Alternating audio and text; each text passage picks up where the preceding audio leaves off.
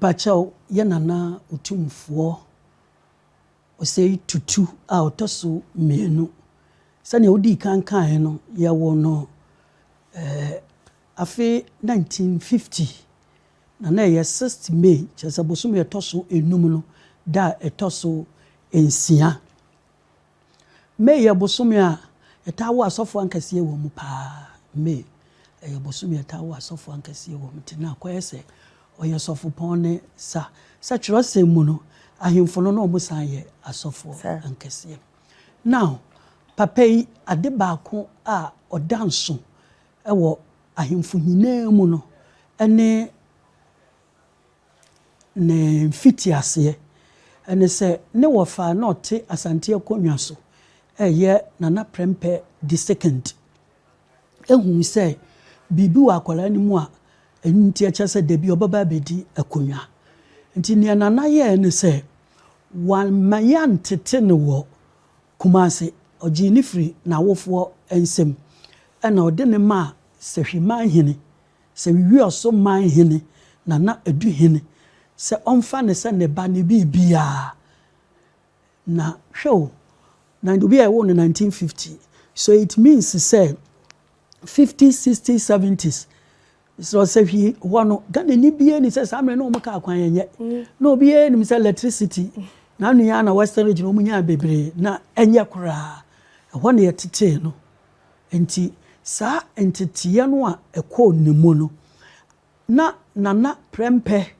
ewa adwini bi se akwara ne meya no ho so edadaba number 2 o meya no ho se metetim krokase im London ana Accra na Kumasi opesa akwara no ehu onyini aba ni so ye rural person rural what ya se na ete no opesa ohu ne sa opesa akwara no tumi kọ mukase ya ka mukase fantifosi ejade na okọ odi ampesie esi so no so wo mamu wo fufuo so tena manhia onye sa de no benya nkrofo ayama na wo se hwidi a wo be ye wa wade eno na ye de nana no efemu ena biem se hwiwo na ye be tete wo no emma asantefuo hunu akwala no na hyase nti se ye de obi ebesi akonwa so na mfanse ye tete no Kumasi kromu ha obon se wura be so abrante we pa de ode ayame de ode ayame pa na so oba bedi si oba be fru sikadwa and na nye weni ene na bu aye bu ahase na obi sa na ngofo bi omukokọ wie yi o na ka ho oti ase ana so ko secondary school wo Kumasi wo school akwa serious secondary school na se o sha ase na ko Prempe college ye wo mu dia opoku are ye wo mu dia and I decided college Anglican and no say Otumfuo ne patron wo Ghana na school papa be na wo wiase o muntu memfa obi a wo bedi akonwa na obi ofri manhia enko say that Prempe the second as so de no kopie Sehwi elementary school and secondary school sane da bi oba be fro akonwa sane wo afi obi nya ne ho asame nkasa akura wetwa nkofo body wi da bi nti more or less no Kumasafo ehu no na wanyini gina ne nan so a wonim papa ne bone a wonkotena ba bi nkono mensa sabi wonkonkofa obi mpena wonkoye bibie begu ono ne akonwa no ehu fi ye nana no ne background no enie nti waye ohene pon pa na waba e kire se wote oye Kumasi ni yetete no sabi ekurase ene waba betena Kumasi nti sa wo ba nanim na wo ye wiamfo ampache onim Sanya eti. I was thinking that. Say onim. And now we are defo na bibi. Ono so we are defo hwe ba bi ote kokoso. Into the background. That is what me nya tema amanipa. Se ka so bi akọ wi ade a. On ka se momono da bi wonim sanya ohia te e ba manipa ewi ade. Enti no na nyame nwa wase ye hina friend King Solomon. Yeah. Me pa cho ni din no Otumfuo osei tutu ababio. You share the significance of that. Pacho ababio ne de eno de Otumfuo you can say osei tutu the first and away the second into the second year so no na aba won say asante amamire ne akanfo amamirum no da bia ye gidi say nananom ne kọ esan eba biom nti eno ne ababio no no say tutu no the first no na ne title eye opemiso opemiso no ne say okon a won konechi nti wo de ba wo de ba wo oba bedi akon to eye opemiso no opemiso no na wa ba bio nti opemiso ababio afei edin wo say tutu no pacho na momenti ase ye pa wo kan history books a me ama kan bi me nkwa library me FK boa books ni bi e kira wo say tamo a o say tutu ne maame am so no ye fa ne manu kutusi no wo pe ba na wonya ana oba akwapem tutu bosum bi enti ye wo akwara ne ye fa no say ne ye de tutu no bosum ne di e kan ho e ma no enti ye fra no wo say tutu me pacho nhwehwemu kire se enye nokore se ni din ni ye o say tutu free ne mofra bremu a adenti na history ka se obabedi akonwa na efe na osai kofi ne din odi free ne nkwala bremu nyina ye osai kofi ni din no na tutu na babe ka ho no ene se tutu no babe ka ho ne se na asantefo ehye denchirafo ase denchirafo na wo notes to the Elmina Castle omuna wo direct access to the coast asantefo yampene mo mumba coast ha no motima betutotuo no makoko ntokwa omo masters ne de kura etuo luckily for Ashantis no say tutu bebe pia akwamu ha sei na one konfo Anokye wo ho notice se ne wo fewu a ye de ye nkraba so wo mra no ana akwamu hene ansa sasreku ema ne nipa be ya hansia well trained akwamu soldiers enuma samwa eda wonwano enuma samwa na na ya ne kumase enuma na ya enuma na be ya adum okay enuma samwa da wonwano ana nsa sasreku ka kire wo so omu nika mra nkra ha na omunko Danish castle ho eye Osu castle Christianborg no omunko to state of the art weapons na no eye over and above near denchirafo nim no nti omu well trained soldiers with weapons are denchirafo hunu bi da ani obi ehunu bi da nti omu ne obi ekon bedi nkonim nti tamwa oye sade na odi wo wanim na o say tutu etumi di na tamfo so nkonim no ane ye born no abodin say the man who speaks through guns. That was even what the British wrote. The man who speaks through guns. I would the back she Casemua was say or two tio. Was say or two tio, say or two tio, so two tio, so two tio, and say two. Wow. Tisanya udin the kojo don kwa santimo kwa. Ana your friend say oforidia oko achima. Ni aka oforidia abeda ni fredia. Tini din ni ye was say kofi or two tio. Was say tutu, say or two tio.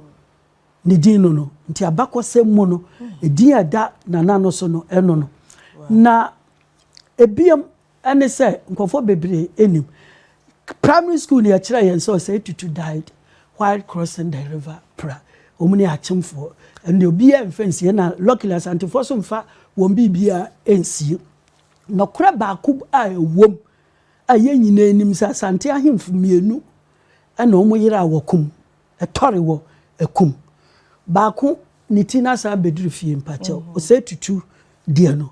subsequently o me achimfo eye agreement ema ye de won wade ema wo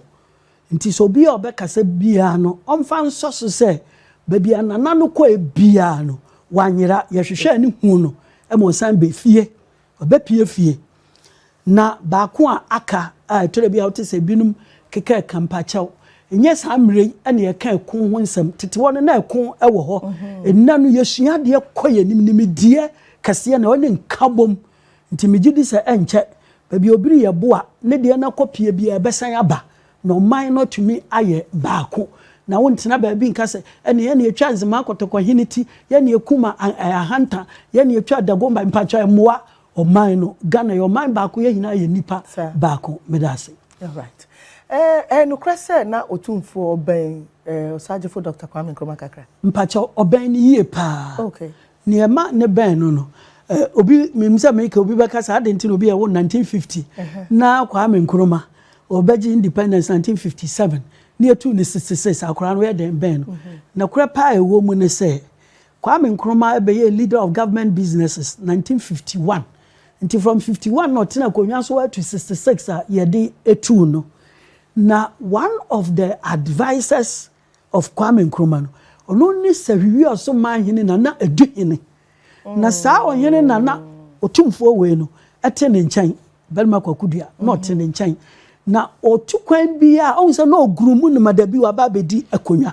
nti otukwan bia na ɔde akwala no konfo bia ni nachi ɔde small boy no ɛde ne kɔ na ɔde ne ba na Kwame Nkrumah no de nesi ne nan so se small boy se mpanifo odi nkomo na se akwala no ɛte wa president na prime minister those days no ɔbɛfa no ɛde nesi ne nan so nti Nkrumah pɛ na sem wɔ ne nkwala abremu a esan ka na bakɔsɛm sɛ Nkrumah ware fatia the last day of 1957 the following year no na owo ne first born Gamel nti Gamel no na your friend say na kokudua nso na wabɛyɛ your friend say na no say tutu the second ono so call Flagstaff house ho a na kyɛ so ono so na ma Gamel so edi agroti so obi ani nua penny nti me pa kyɛw na enim Kwame Nkrumah ye pa na ɔyɛ Nkrumah pet. Okay. Meaning so what Canada say oko sehwi we also your training no and all of that no and no aboa ama and say obi a lowly person craba obenya empathy for that person. Apart from that kwamba biom na onyini wo sehwi we also school oko ye any titi identify mu no aboa no as a kin and kwan a afa so aboa no pa no and say me de me ho ye example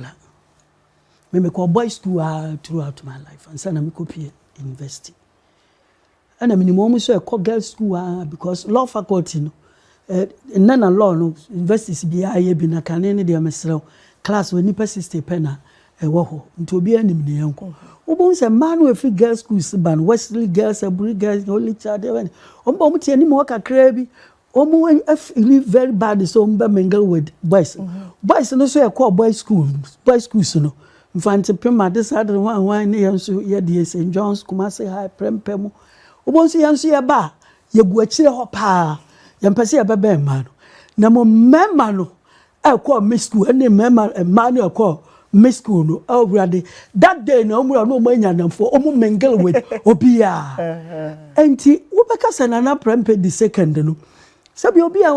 okosku prempe the second ko school we from for ai na dwunu mu no abieye ko betume de ne wo fase yakọ boy school opoku are prempe adesa de say na me kan fantipa na bibi se odne ko miss school throughout okay enti memeti yasisi ya no pa no nyame o bon so unconsciously no as a bu a wo de mama na so te because of your background to watna boy school sa and afen so obi okwa boy school te say ne ho kakra bi kura soro kura hu so ba no wadoje aka boy mu no so nsoro wo bia papa no miss schools na okwa ya throughout no e modu ni ye afen nam schools na okwa na enye first class schools no what you say okwa serious and oba six form or say chirichie me pa cha obi enu a we say chirichie old boy na obeka say me gu ani masese meka so say chirichie wuntimi mfa ntoto prempe no opoku a ne mfa ntepem ho dabi na serious mpo de da form team enti sa places na ye train no wo be hu se prempe mo ne ka ne say mfa ntepem mo the cream of society na de wo ma ebekọ ho ana obi ode ne baba kwasa wios dey say wo hu say sabe onibi say oti ase wo ka nokora eye ohu be ya bufu mum wo omu all students they won't like you but that is the truth what you say enti no nana no ne more or less hiafo ma na enyini ye ana one ma na enyini ye wone mobro wafo na enyini ye owie no form 5 and so after 5 long years were O level no basis former 6 form dey san can free o yin grade 1 or nkwa 6 former anke bi obaka say St Peter's nkwatia ana Augustus na Bishop Herman those days in Pona for Penavrongo pa Navasco na say we dey ko o say chirichie until from Sahwiti was a twitwe makwan a obegina kwan nkyɛn wa petrotro na those days no bra wo be bra nsa na wadru wo kuro mu sahwi sa na ye odehye kese ɛwɔ manhyia a wo ba bedi akonwa nti na se de ne fa oye a wo mu atete mu nti nana no wa bre ontumi mfa ne nsa nsi ne bo se he me kan me nkola brem ne de car na de me ko school da bi ya nya ne bisa enso na nana park Rolls Royce bebre sisi ahemfie ho wanya sa privilege ni bida nti ohun so you very underprivileged na ne ho omobo e wo wiase na onim so ye odehye kase bi a oba bedi akonwa kase afei so university no eno nso obi a watwa ese ye de no ko School of Administration Legon no of an say there be accounting also pekoya na IPS to akoya na IPS and sa na okọ Kilburn Polytechnic ewo London na okeka sa no ma we nyina bom atitiri accounting no accounting for very meticulous because me am a lawyer ni say so be mame 20,000 Ghana na nkoye 20,000 na ye 19,000 me as a lawyer make so say nya hwe we nya bibia accountant na adwun be say ka one person mpo na is do 20,000 na ndura just unbalance sir and it makes them very meticulous nti na omo gina hyade no elephant no mukuta the elephant's memory papa na di na chi abesi nne wo mu ebe ne say let us say komanhia ho nyina the registrar of Manhia Palace a minute suwie na de kona na ho a na park ni nyina ti akogu ne mpaso nti ba bi oboko biara na dwe no oba beda no wasori atena mpa no so I go through bi bia minute so choro na ye de back na ye ho adwuma nothing escapes the man when you be able to say ade no duru ne secretary na meka ne nsa na ya reply dabi Otumfuo entisa nti ni nyina aka bomu a eye kwan a ye fa so etire ni no ye gurumu ye educate no na say waba be ye ohin kase ano so aba mfa so ama oman ni nyina wow eja da say abusuafo ye ne lawyer ya wa not frimpon din komo no pray afa nana Otumfuo say tutu eho sit me ena odi na woda ye twaso sa ye pese ehunu papa ne ye na wachirechiре mu pa ye hyase afri baby a wo hyase nkakra enti so we see first part now you can always go back to YouTube and Facebook and then get to watch it again say there ye to question so eja the golden stool ya na obitna so ya na hu sensem do so litigations bebre won ho na ye na betna so de hu sa asundwe bi abawa na papa na asa na meto aso no we say maybe 2 minutes we me fan clarify another misconception, historical misconception. There were 3 books bi kra a wo kan a kira wo say tutu the first no na ne ba ne ntimi jakari o say abra na wo denchira wo kosome e wo ho no incidentally no menka say wo say de ne nana o say tutu odi kan e ma no kosome denchira ana we nso ya ma no kosome wo sahwi nti wo say asantefo no wo kwan o mo fa so tete wo ahemfo no ma o mutumi di akonwa ne ye na some am say misconception na make no any say wo mu e pa kire say abena bensoa oba no a o say tutu di first share no nyinsan ya yepeneku no odwane ko akwamu no ni yemu ba ene ntimi jakari no be pa kire anya nokore books bebre kura kire say anya nokore and this common sense approach is like this abra santefo dwabenfo no mo de di kan kopie no so mo kopie no so oto oware no ne ne yere num ana eto oware no dispute about that now bra o say tutu the first ene oba no kokoye sa de na odwane ko akwamu no it was less than 10 years ana no wofa ne wu ya ye ba be fa no nto say tutu ba ye obedi akonwa no nya akokora no ye abrante pa amojamo no ewo ne mu. The question is that sana o say tutu niye mu bane intimi jakaria nke yɛde ntimi jakari si akonwa no so no nka ɔyɛ barely 8 years 9 years na obi a wadi 8 years 9 years or at most even 12 years when the catch was na wonna wo yere nom eto oware enye nokore sa enye nokore sa enti na won common sense approach because so the to ho it doesn't make any sense. It doesn't make any sense because men kan so obi oya akwara ye ntumi fa ne akonwa na mo ye ma wo yere enware a wo benya nokora ne na to dam at that age no wotia konwa no so no ne wo regent bibi ne ono no hwe na oka ne egurumu a wunyini nkakra nti sabe nye eyi ema pena ye di betre ne nti before say ye beka so obi aware no no nim papa ene bone at least anya bi kran kon start from 18 going nti ne mom ye ntia se ye enye ne ba ye bo amponsem wo faase different wo faase ene intimidiakari a wonye o say tutu ne ba. A fair question no will be silent about litigation on the stool. Pachonia etiane say other akan areas no problems aya ye face pa no ene say akonwa no a ato no say bia akonwa no ato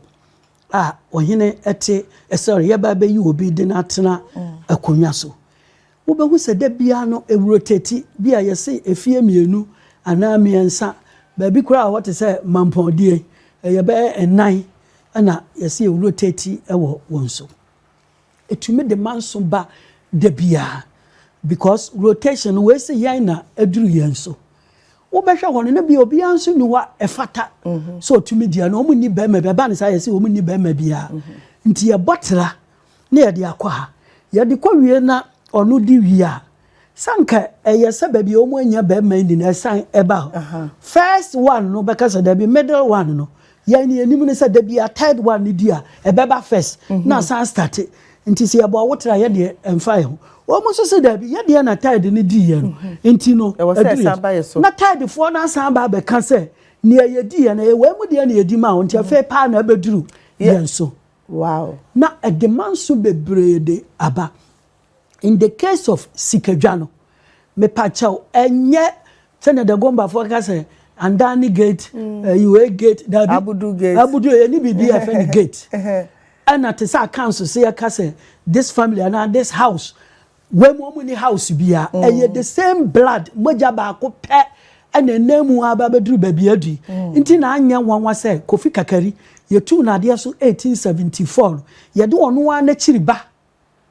a eye mensa bonsu ede ne tena akonwa so nti sana sante menhia konwa no ete da bia no eye efie ba ko pemu a enye gate na enye house na enye abusuya eye ba ko pe ana eba na ne eboa bie mu a emma manso emma no ene se konwa ne ta act no ede ne besi so no woko other areas a yetumi de obi a ono so ye busuani te sa agonani na egu ne de agonani atena so for the meantime so hu so ono so ye agonani nti abeduru ba bi no so ye busuani me kan wakonwa na media ene so the litigation ba in the case of Ashanti no konfa no chichira wo munyansa kase ye pa adwen kase ye pa se ohene ne tofamu a monhwe ye na mo amfa oyukuni antina so anya caretaker eviso konwa no ye oyuko akonwa nti kokofa oyukuni tina so no kasa onsori a wo ye no hwe ye yefise ne dia nti caretaker ntumi nye kokofu ntumi nye dwabe ntumi nye bekwai omu nyina enua omu de direct ene Sikedwa no ene kwaman omu nyina fra Asante man so fro obaba ko na ewo to ye mistake de say ni bi tina so no kasa onsori a e de man so kase na beba nti konfa no che ye ni say se golden stool no top kofa bretu hene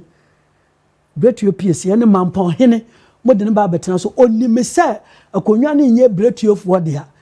enti say be take 1 year say ansa de foforo de asiso a ono ote so ni nim say oforo enye was so free so ana omu a oho no so nim say enye ne dia na konwa ne nye ni na ukokofa oyukuni de tena so me say me so me oyukuni to me mistake ya me caretaker na me kasa me sorry a I will have a case because abusuya bia when you belong to that family we enua konwa bia nso ye wo de abi nti no ne no ma aboa emma basabasa yo emma Sikedwa ne fro no yana na to kwan pi yan share political and historical significance of Akwantuo bebree a watu Akwantuo ne de watu bebree a woye ono na adwuma ene wo man na adwuma na sebio waye nipa babi ono anso ya kodododo no ho ese ya ko South Africa ofi o han ganto ofi na ye den ese ono so ko baabi na akododo no ho ohia vacation kakra nipa bia wo hia bi sa ya ofi sa Prince Charles oh ko Australia mo na New Zealand mo na ade na sebio ono o man sika na du konfa ne sankoba obi a sikamu nti so ko vacation na enya hwe na mom ne ya significance boa me enya bibisua wo bu no ebi ne se ya nana enche bebre na oba voter region anwona omu festival bisa a de kasi bebre ba ya ma o man ni na ba 3-4 days to 1 week no bia ka ho asem obi ene je ekita historical significance ene se and the politicians MPP ni NDC apesa kire se MPP asantefo dia na NDC ye anwonafo edia mpacho enya no kresa ma awiro who to the extent say obi kura ye anwonani a wote ne baabi a bi kura ye judge o MPP aban na woso ye promote ne da which is what hwe nanim a politicize no na asanteni akwala bi te ne baabi a wonye boni bia o na ibani bi an NDC ni bi so wo so ye asanteni nti wo ye MPP ni what are you talking about wa bratete ho no na asantefo ni nuanom ene ewe people enti sa 1869 adubofo di asantefo anim no mko attack Nigeria Oyo Empire no basa sa sagranti war no amanka asantefo di Nigeria be kan Ghana wo wo ma ye bia ma empire tama owo no awo kono ne kan say coast ha problem bia ba nti onhwe no nsan ne chi no bra na asantehene withdraw wo now the incursion into the Oyo Empire, their map readers were the Ewe people. Omu and 1874, Asantefo no lusu war on February 1874, June 1874, Jalukope Accord. Abrofo ko attaque Ewes. Say ya de munuan ma Asantefo de wo chi akanfo no de abese mo so mumra. Na Ewes no inform Asantefo so makomo anom se de say de the form team. And it was around the same period near the woman in Abeshe, Abrofonasi, because they were allies. Again, Uko Kumasia. So, Sania, Eite, there will be a fan I want to go. Any young man from Tunitown. One Amma, I want to four, almost one baby will be a hour. It is now the politics, now what they be judge will be a now will say, Yamai. I remember some class, my roommate at Commonwealth Hall. The funny hello, baby, I will be a mature innocent cobbler hello. Oba say I have a natural hatred for the Ashanti people. Let me say I'm an Ashanti. No, say by you are different. Let me say I'm not different. It's because people have lied to you that Ashantis are bad. Me too, when I was growing up, they told me there was are bad people. They even killed children. I grew up to know it's not true. And yeah, namfwa besi ene. No pay me chiano. Inti me pachow. Akwantuo no tu call ewe no eboaye no yehu se politicians na chiche o mani mu a ya nanano matie konwa so ntisa oba Mfante enchai bia Mfante ni Asante ewo very strong bond na enye nwanwa se Ghana ha coast fo ni di kan hu abrofo ne kane ana Mfante fo ne di kan ko school ansa na obi ko school inti initial teachers first teachers ya do wo ko Ghana ba bia they were Fante teachers. And the traders, turn woman from Puano, adequate interior, no, largely Fantes, they were Fante middlemen, I will be a enim. Entino, Uko Kumasia and Fantefono, but now ho, education see as a dime papa, as an Asantefono beer were ni. And as Antefono so how as she be free and Fantefono, and Titama Coco Sican, Shas say ban. No mse Mfantefo mo ntwen wa wo se wudu Fante Newtown mo dane entieti na Asantefo ne start Asante Newtown wa wo se abrosan ankase that is the unity that want them the bond na fa kwan ya Mfantefo afa so influence Ashanti ene ya ka nyina no ene se o hwe almost every Ashanti spelling be an Asante name spelling no in the Fante way to say cerebro ya body cerebro. But as Mfantefo scholars na di kan chiro o me SIRIBOE ana te se krobo adu sei adu sei asante ni beka adu sei spelling no adu no mom na edi animu ana asante fo din badu omu akọ school tete wasante na omu ye ni bedu Kumase instead of e at the tail end I enti Fante influence Ashanti, and not only Ashanti, every part of the country. Spelling be Ukuroni and Obi spelling no. It is as Fantes would want it to be. And it is Asante. He never kept course. No abanidium. Sir. A friend so about Achim Obaye. Yine say Oforiata the first. Only Fantes scholars, those days legislative council. Omu na members na santifo ne nka colony ne hunti na omu nim ne ekoso omu na eni abrofo no eya argument fosso abrofo that time governor Gogisbert omu kene ne di esie pa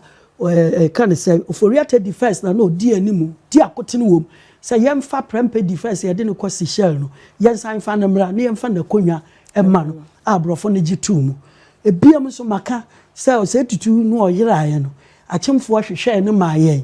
e ma osan ekopie menhia nti so osan ba achima na ye ne diem ne so obia betra achim ne asante nka obia ni wa ne tamfo ne obia e wa asase we se eso osan ba nkra ha tete wono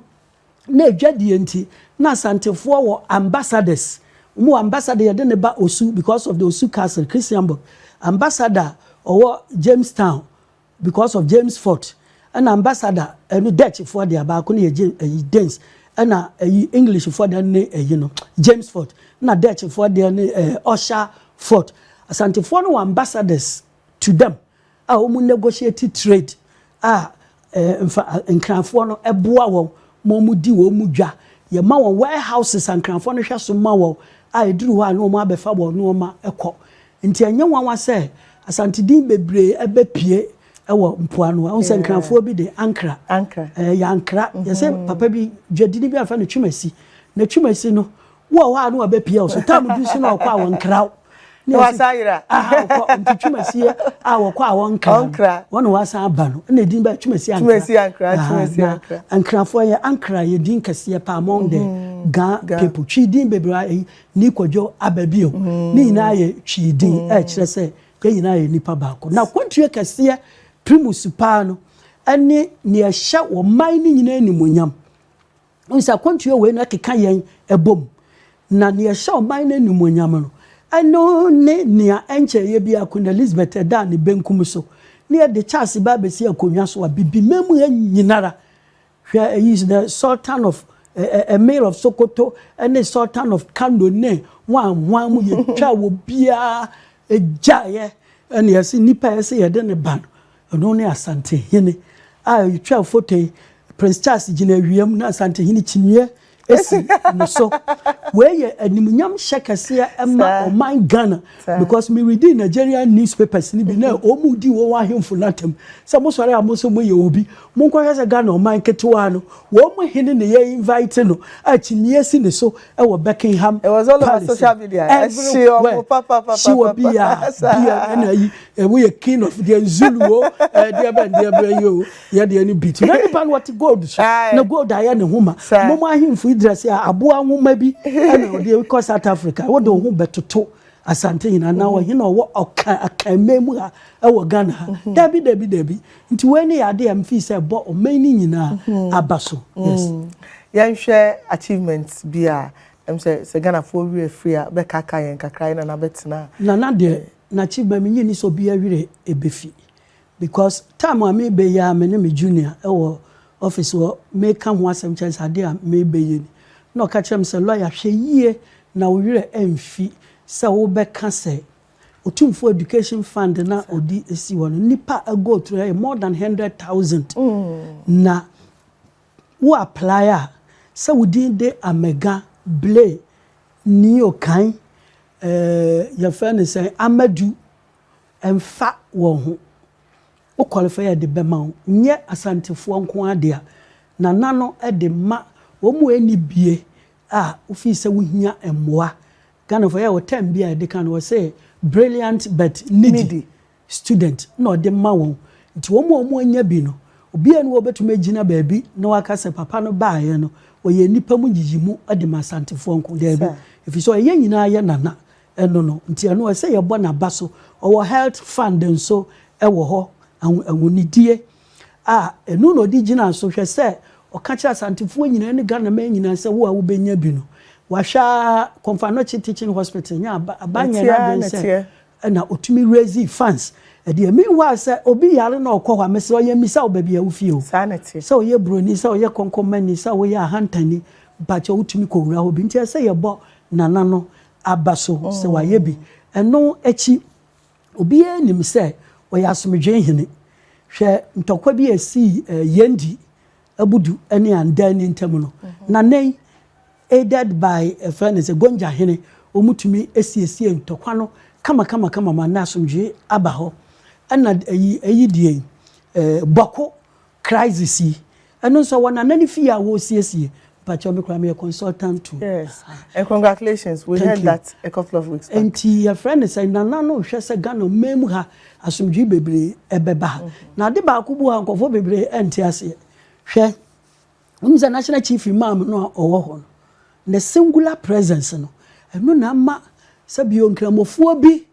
a wo mo mpa asomdwe ha nka mbe yatuate sem no. Papa we yatuma stop wo mo a nyame so hira na wabro 100 years no. Otumfuo we nso ye wo awudifuo bi wo man we say mu a etode bi a na nka omunya nka ombetena ye fa ahodie so ye wo electoral commissioner fo a ebi a aba election kura say wo bobo results ne ntam no na omusuro so mbabobo because eye ne ya say party or pen no walusu Ghana ni bi adim na nkrofo bi te say ye na Otumfuo o say tutu wo ho no ni nipa bebre nim so no na fresh afo ni bi wo suma se ka cho se mesraw mempa basabasa yo bibi say jai where you say sakonwa manso bi kura wo ho a eto de bia nipa ne mfira sante o different no waka cho se mesraw no yusu method ba ko bi no didi na asem. First question mumi enu amopere konwa no wan na onananom di kan eba ho nti so onananom ne di kan ba ho ana omu ankọ na omu atena wa besi na eye dan na wo ahọhọ na wa betu obi no wo pa che se konwa no eye wo dia na need sa method a solve problems bebre ewo wo man we say nti e ka se ye ka na wa ya adaje ebebo ye yan share achievement bi a through the golden stool no honest Odima nkofo ye beka ye papa Kofi Anano very good it is why wa boso a ene say nana no betena ho no ya oma nkrofo abodi na onye no basabasa nti se wo ye obi a wunya bi de a ene na che se wo sombo pa na me papa say Sam Jonah no kwa menti ni di nti mi se nana wo tie mi a on hwe say Sam Jonah de because ono so ama o man edure chiripa wo behwa Kofi Annan o man title Bosomuru Bosomuru no te ase Bosomuru ni esikadwa no bi oteso ni din nti onu ankasa din ni din no de man no wow chese bosom kese o ya bosom kese pa Bosomuru bosom obro bosom nyina bosom bia so nti eno na Latin akase primus inter pares nti asante kase muso ne yefra no owirempemu asiedu Bosomuru eye owirempemu asiedu ono te kokoso eno de sa abodin no ede ma Kofi Annan ana Rollins nso after so why civilian leader ede na konwa no ato ho no wo say papa you came as a dictator who free ho no na we a democrat nti o man title aje wudin ana Dr. Kwame Donkofo Ojo Ghana ni a otumi kwaye president of African Development Bank after that ye nya obi a wo hobie otumi ete ye nimpa e wo ho no ono so de na dwuma to ho baaye no ana o man no abodin kantanka sir kantinka sorry kantinka means okase pa kantinka actually say okase pa kantanka de safo mran safo bia de kantanka the kantinka de actually say obi a waye adekase pa na ne ntire say ye bo na baso ne say nana no ofiri ho ansa na o say tutu urban e opoku are the second ono betena akonwa so no Onsa Afrifa no kotoka etu Kwame Nkrumah 66 ono baaye in the 70s and of friend no born abaso okatachie so watu Kwame Nkrumah no de and so Ghana for bebre ni so be a watu o minor president egu na sa wo born abaso a enye ni so that is the truth na way de on fresh antini mo nabaso and on frɛ cool maker mo nabaso ni waye bibia mo minor konanim and of frɛ wo wabaso. Thank you so much. Lawyer, Ubeka say, oh my Ghana, ye bibia. If me aka say share Asante man and Munyam golden stool or hina what so. But say ye bibia share when Munyam pa. Looking at all the achievements and pay one Ghana for you na meka yes. Se ne bigina court adaka meka sa meka yes na machirem. Incidentally no. Omu ana Asantefo nipa na Asantefo ne nka pa no. Onu mom se na ye bibi de sha Asanteman animunyam e na ofiri ho obi aso ntumi nya bi nia edikan Kwame Nkrumah na nadamfo pa ne Asantehene enu aye prempare the second enu nti na for the first time Asantehene officially of a title Otumfuo no ana ma Kwame Nkrumah so wasagefo ana Kwame Nkrumah so kacha and said the first government university pa Messi ye Ghana University no e bakwa wo memu Midi battle so no one who sani amena eti enti Kwame Nkrumah University of Science and Technology ana Anokye teaching hospital and also what the Anokye din the one kasa government hospital na say dabi or Asantehene no atu ni din what you say and ya Asante secondary school Kwame Nkrumah na CEO nti mum ye 1960 school so no at say Twenibu Akodua secondary school and also hwe Asanteni a ode ni tigire akyerema Twenibu Akodua hwe Mampon ameni Ampon secondary school hwe Memikro Mofenso Dwamena Kenten secondary school ana your friend is Opokuware so da bia meka se ye befa din Pokuware no Kwame Nkrumah nsawum ono ka kire Roman for so mpene me yemfa Saint din ento so sane omu di Saint din ato secondary St Johnson nti yemfa Asante din ento so ana Methodist for nso share prempe ni munye o prempe college nti migidi se o minor ye bi ama Asanteman na above all no Kwame Nkrumah so recognize say the size of Ashanti before say ebe follow was about 3 times the size of present day Ghana. Wow. It is an follower. Nka na Asante nka every course a part of Ghana, Burkina, Togo, Benin, and a part of Nigeria. Yeah. Nti ono share when ni monyam so hini bia nto nsana wo wondru ewo memu ha and that's the truth. Nti no wo be your life president of the National House of Chiefs. In the 70s, Asantefo no yedi ama wo in the 70s muma Asanteni tie akonwa so eyo Opokuware the second time champion time na Domahene Ajimambedu the first ene Ochenhene efene say Furiata the second so omo ntiase na ade no ye nyina kokohia ye nya Asantefo nti ade no di ye nyina so ne omo ye ya protest ya ama nsakraye bai megidi say san sakraye no emwa ebi ni sa wo hwe Ghana mmerani mu a ya tro say definition of paramount chief and members of National House of Chiefs say Asantehene and other paramount chiefs of Ghana. What is the meaning of this? Because Asantehene and yet paramount chief because Ghana have paramount chief be and wo to me bo another paramount chief and now 2 paramount chief fi akonwa so Asantehene ye asihene atua hene and you can't describe him as an ordinary paramount chief. And ye amende mrano. Ne say in this contest that Asantehene is a king. Ni yanchira mu say it's not a king say bia odi wo man ni nyina so. Now roughly speaking we a king because ononkwani wo bia he doesn't need to be a king maker in a particular family. And so obetuma distulu obetuma yiwafi akonwa so in the case of all other chiefs no your law na say when you king maker you cannot distill any body to me pacho Asantehene won't mean define no strictly in the context of our law law ni mu no bo so oboro so and ye punu no ade no ahyem emre do say the right thing no and as a be a essential and a life president of the National House of Chiefs yes ni ade won no die na I mean wo be the kingdom wo ne abrofo akomba 5 times ye twabroni man katati adentina we ye wa adwen say won no pe obi a paramount chiefs Baburi sister ehya nase ye Colonial Elizabeth who are invite na adena wo de ye invite obi nti mesraw nokora na da ho amoma yenka medase wakasa pi busuafo ye ne lawyer ya Anokye and I didn't come or Yakasafa Otumfuo the second and who Yakasapa. You've missed so much. But maybe from the beginning now we share lawyer and Samuel Kai and you might have 1 or 2 questions up so Busano. You are at liberty to do so. Your text line 0558462088 Madam Mamiente Unka.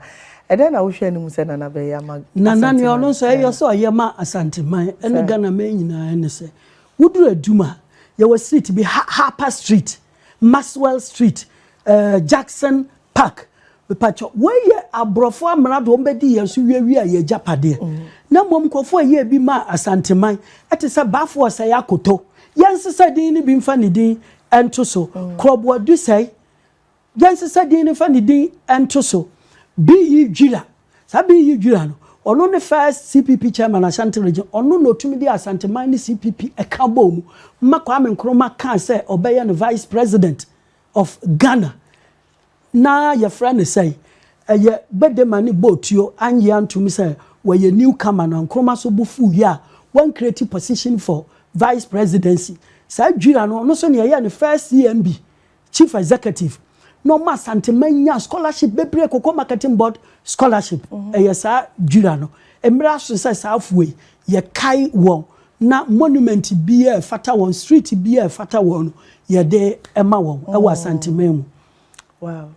Okay, enti sabre de am so ba ka conversation ho 0558462088 0558462088 or question be episode busa lawyer concerning submission Mr. Emfa yenko baby a enne yedi nkomo fa Otumfuo Osei-Tutu abebi ho eno ho questions why Mr. Mopa 0558462088 0558462088 apart from that in renaming streets to reflect one year Ekumo Ghana ni Asante nyina. What else do you think Otumfuo can do? Oh, ne mpesa me hu so ye so onto aso nye asomdwe adwuma ne saa ana fe so Ghana ni bie nim se doma to de bia na nsensem bi fi ho ba statement say me hwehwe se nkotumfo be ye surprise kase bi se ne okọ enkran se ne okọ Cape Coast se ne okọ achem me pye bibi sa na wahu se nana doma eye ne de hye kron se doma ye duana na duana fo ase ene esumenya na esumenya wo Asante memu and in terms of age Asante hina di 75 this year mpacha doma hine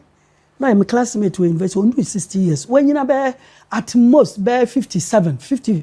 to 57 onyini sa mesen no kora enti na chese so mo frifie ba kuma kan ne wofa ane Otumfuo me penka bom kasie bi be shemu all our enemies omo ba net so na we kan we mpacha omo mienu enshemu wo na oman ntumi nka mom ye bisa wokọ Asante memu abebre ye no me domafo ana wokọ doma na asa bono a omu so awara Asantefo a omu di dwabo meye eko school bom doma secondary school to patch say students from Ashanti region ne hafu eni ho ana Kumase high school ne prempem ntinkrofo mfri doma emma nti ade ntina mienu na atua soro no ese ye ya adwene say problem wo wentem be person na hwe